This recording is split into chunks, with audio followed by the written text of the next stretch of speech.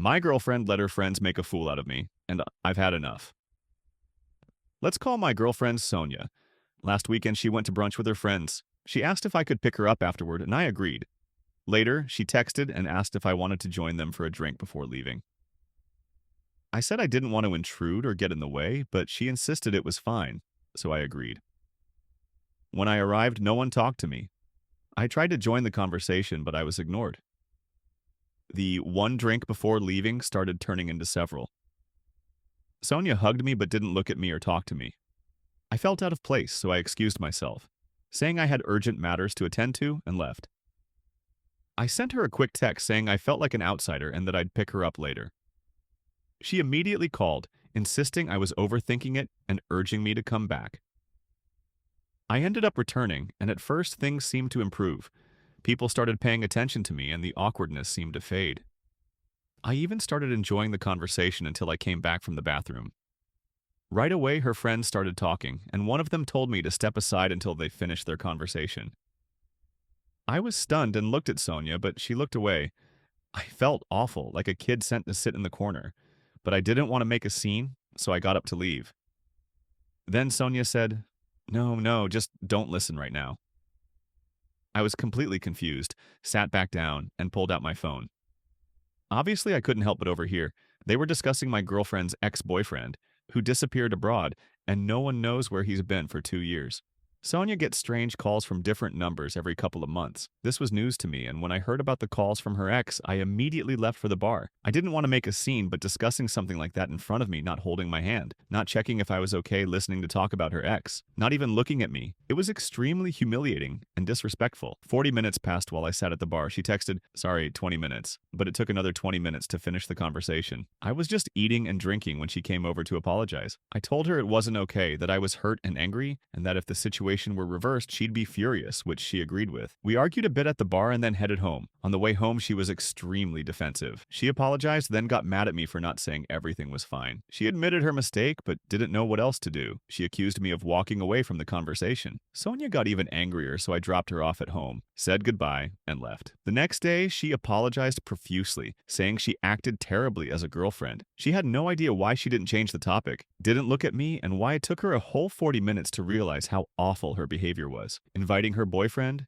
and then dismissing him to talk about her ex. She barely slept that night, trying to figure out why she acted that way and why she got mad at me for expressing my feelings. We had a long conversation where she listened to me attentively without getting annoyed. She apologized over and over and promised it wouldn't happen again, but now I feel very cautious. I understand this wasn't some huge betrayal, but in such a simple, obvious moment when she needed to support her partner, she let me down. This isn't the first time I've felt out of place among her friends, but before, I chalked it up to my own insecurities. Now I'm not sure I can trust her to stand up for me or even think of me when she's with her friends. I don't need her attention to be constantly focused on me, but when she's with my friends, we always make an effort to actively include her in our conversations. If one of my friends told Sonia to step aside so we could talk, I'd shut that down and tell my friend not to treat her that way. If my friends asked about my ex in her presence, I'd say, "Who cares? I'm with Sonia now," making it clear she's my priority. We discussed all this. I told her about all my feelings. She apologized multiple times and promised it wouldn't happen again. She made it clear she fully understands my concerns, and I truly appreciate that. I no longer feel comfortable around her friends, and she needs to earn my trust back, which she acknowledged. But now I just don't know how to stop worrying. It still hurts, I'm still angry, and I'm plagued by doubts. She was planning to go on a bachelorette trip with these same friends to Maui this weekend. Before, I wasn't worried at all, but now, knowing I can't trust her around her friends, I can't help but imagine the worst scenarios. I feel like I need something from her, but I can't figure out what. And I don't know how to get it other than spending more time with her friends and getting proof that I won't be thrown under the bus again in similar situations. Additional info. This behavior is completely unlike her. What I love about her is how caring she is toward me, how openly she talks about her needs, and how attentively she listens to mine. I don't think this situation is serious enough to break up over, as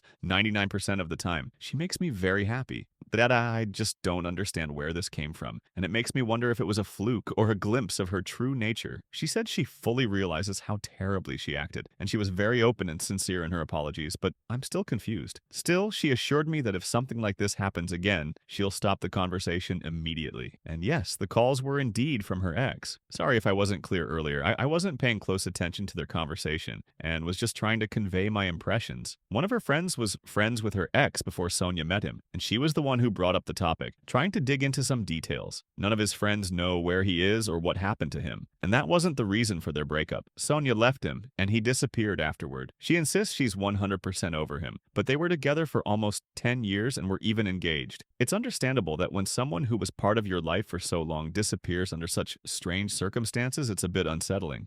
I definitely need to ask her more about those calls. I think she considered them insignificant and didn't want to worry me. Her intentions were probably positive, but that's what made this even more painful. I really want to keep the relationship, but I definitely can't forget this. I'd like to ask her for something, but it's hard for me right now. I think a lot of this has to do with my own boundaries. Of course, she acted poorly, but knowing her, I feel like if I'd clearly explained what was wrong before things went too far or just left when I planned to, the story would have been very different. Update. It's crazy that this whole situation happened just a month ago. It feels like so much more time has passed. Long story short, Sonia and I broke up. I ended things with her last night. At first, things got better, then worse, then better again. Then we were with her friends again, and she turned into a completely different person, not as kind to me. I yelled at her in front of her friends. She yelled back, and in the end, she gave me an ultimatum. Either I stay the night with her or leave forever. I stayed the night. The next week, I called Sonia to discuss how uncomfortable her ultimatum made me. She immediately accused me of trying to break up. Then she came to pick up her things, not listening to a word I wanted to say. After picking up her stuff, she called to apologize, then blamed me for everything that happened, then accused me of deceiving and cheating on her. Then she called again to say how much it hurt that I didn't fight hard enough for her when she suggested breaking up. The next day, I sent her a breakup text because I realized I couldn't do it in person. She immediately came over saying everything would change, that we were perfect for each other, that one mistake shouldn't ruin what we had. I said, give me a week to think. Naturally, she didn't leave me alone that week. The first day, she texted, good morning, and all sorts of sweet words, even though I asked her not to. The next day, she wrote about how hard it was for her. Then she reminded me of all our good times. A day later, she started saying I was torturing her with this waiting, and that she'd never do this to me. That was particularly unpleasant, but all of this only made my decision easier. I don't think she did it intentionally. More likely, she was in a lot of pain and thought this was her last chance to convince me, so she threw caution to the wind and stopped caring about looking crazy or foolish. I don't know. Last night, we had dinner together, and it was even pleasant. I made it clear that things were over between us and said goodbye. When I got home, Sonia called,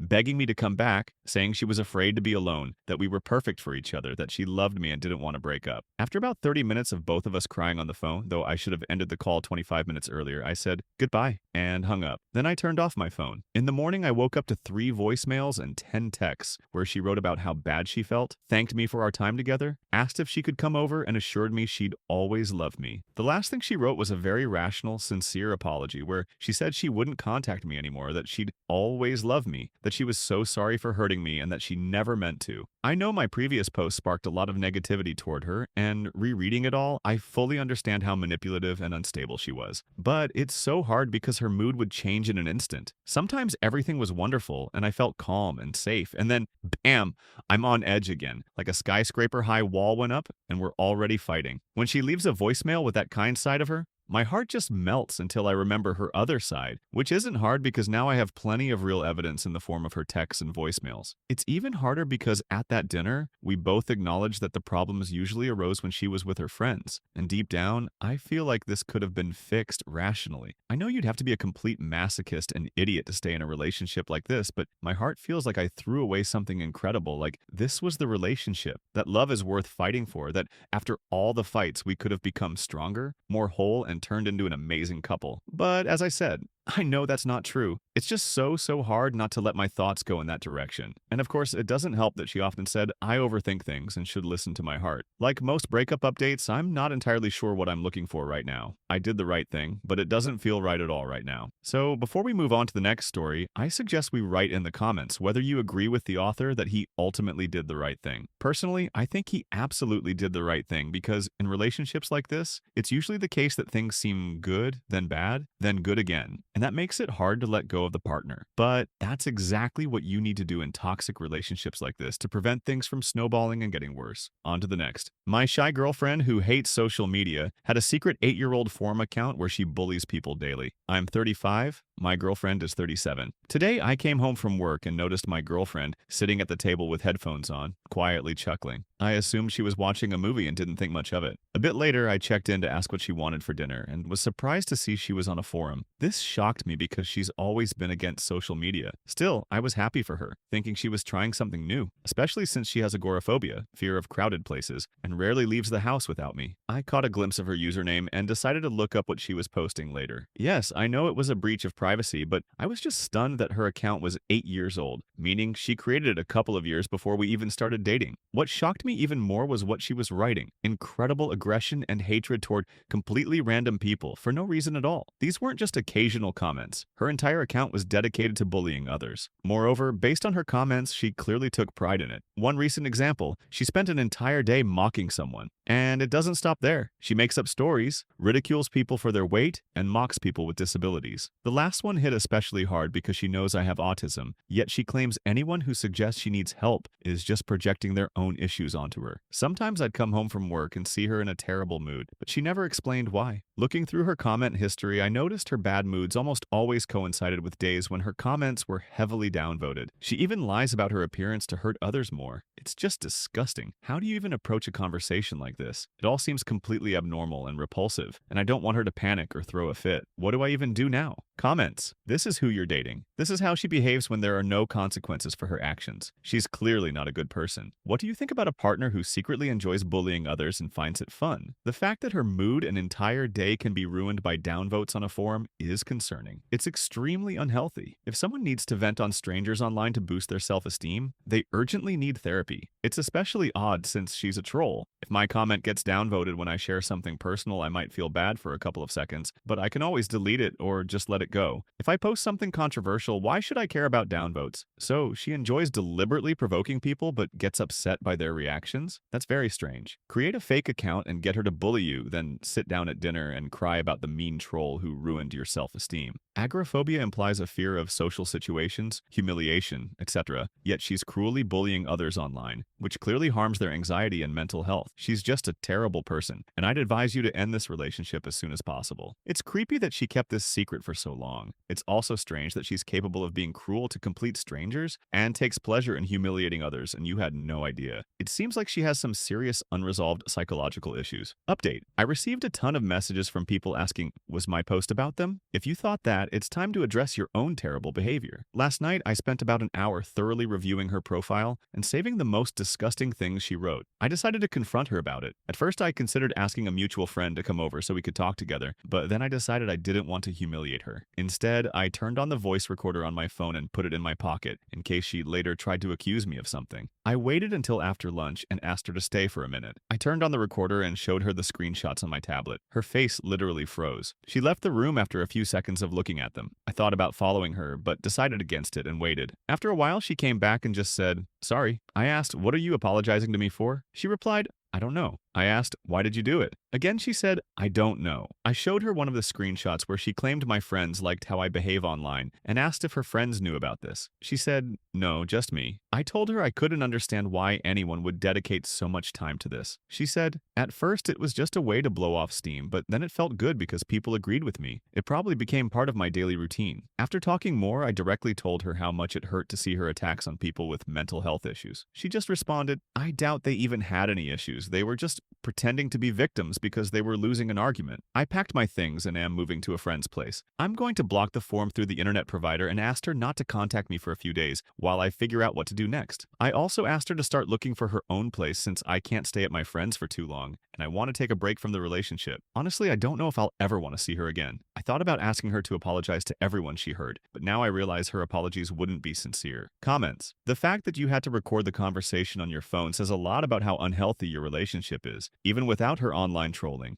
Did ya judge people by how they treat those they can hurt without consequences? She's an online bully, a cruel person when she's anonymous and faces no repercussions. You made the right decision. Well, we've got the next story coming up, and I'd love for you to share your opinion on this one. Do you think the author did the right thing by dumping the online bully? Or should he have tried to convince her that what she's doing is wrong and continue the relationship? Obviously, she has some issues and needs help. And yes, I know you're all probably ready to write that I'm talking nonsense, but to be clear, I'm in no way defending this woman. She's acting terribly. Still, this is extremely unhealthy behavior, and there's clearly a reason behind it that needs to be addressed. As for my opinion, did the author do the right thing by dumping her? Of course he did. Her problems aren't his to fix, and he shouldn't have to waste his time dealing with them. And those problems seem massive. I'm also curious about your thoughts. Do you agree with the online bullies' claim that the people posting about their issues online aren't really victims, but just seeking sympathy and or pretending to be victims when they're not? Obviously, some people might do that, but I'm curious about your opinion. What percentage of these posts are from people like that, and which ones are genuine? Now, on to the third story. I'm not wrong for being furious that my fiancé secretly canceled everything.